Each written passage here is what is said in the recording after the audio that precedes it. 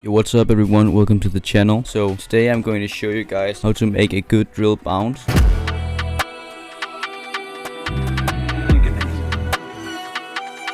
The first thing we're gonna look at is the loop. So yeah, your loop is pretty important when you have to make a drill bounce, because this is what, pieces all the drums together. So if you have a bad loop or a loop that is not in the style of the beat, then it's just going to sound, weird.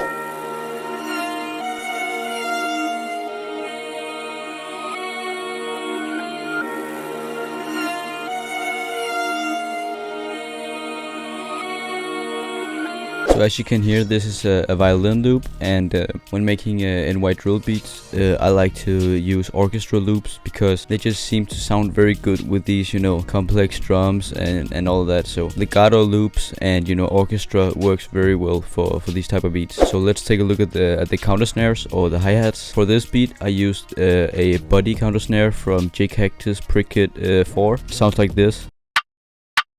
So yeah, a very perky hi-hat or a countersnare. Yeah, the countersnare in this beat just plays this pattern.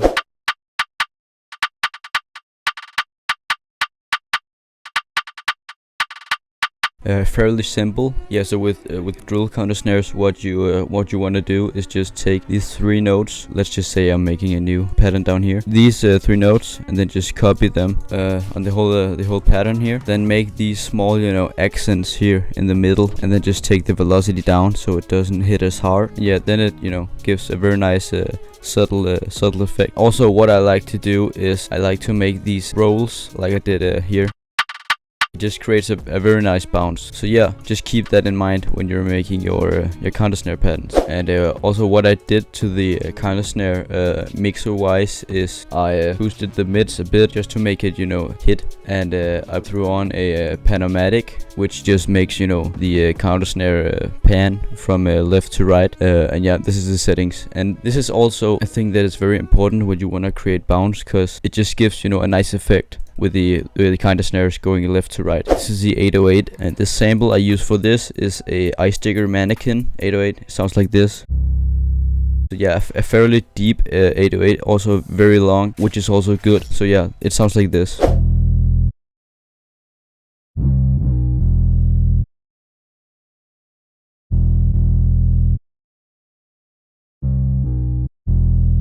So a very simple 808, not much going on. That is actually on purpose, because with the NY drill, at least, I like to have very simple 808s, and then all the crazy stuff happening with the grimes down here. Sounds like this.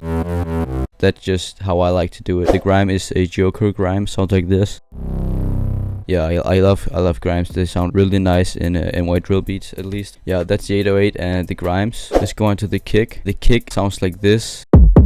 This is from one of Jackie's kits, the Timeless kit. But yeah, this is just, a standard mellow kit. You can get it anywhere. The kick is also very simple. I pitch my kicks. I like to have my kicks in A-sharp 5. A lot of people just, put it at C, but I like to have it at A-sharp. That just sounds best, in my opinion. This is the snare. It's actually a rim.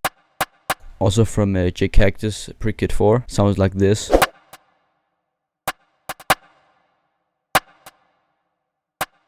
Very simple. And yeah, in drill, what you want to do is just make a hit on the 2 here, and then if this beat was a trap beat, what you would do is put one here, so it goes.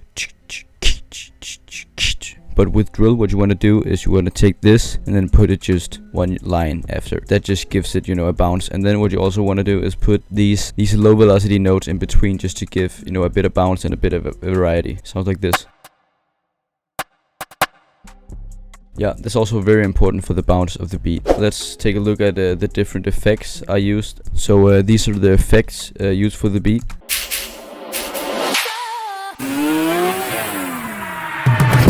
So as you can hear, I use a lot of risers. That's just because I think it's a very important part of making hard beats, because if you don't have any effects, the beat is just not gonna hit, and it's not gonna be a vibe, So the different effects I use, I'll just go through some of them. I use this effect.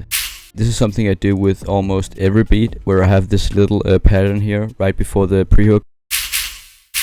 Yeah, I think that sounds very good before a pre-hook. This is a fill, mellow fill. Sounds very nice before the first hook. Very nice build up. You can hear it here with the whole beat. So yeah, very nice build up. This is also something that is very important for the bounce. Something I do a lot with these beats is I don't, you know, make a drop or the first hook right here.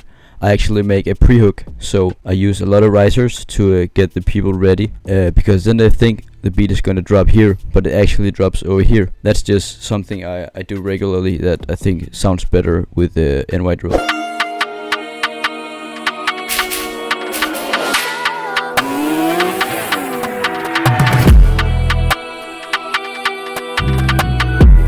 And yeah, let's just take a look at my mixer rack so you guys can see exactly what I did to all the stuff. So this is a loop. I just threw on a love filter. This just gives the loop just a different feel. I did that here in the pre-hook. It sounds like this.